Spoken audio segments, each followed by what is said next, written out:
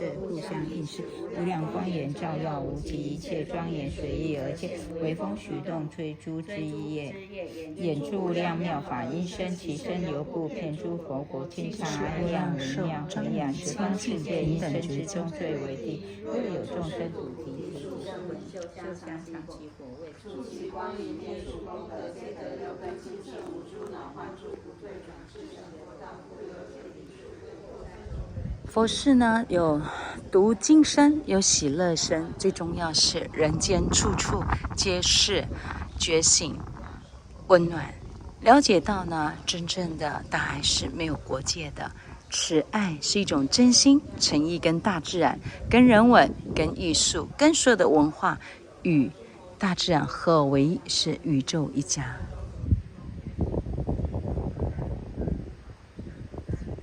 这非常特别啊！我们边上的卧佛的像。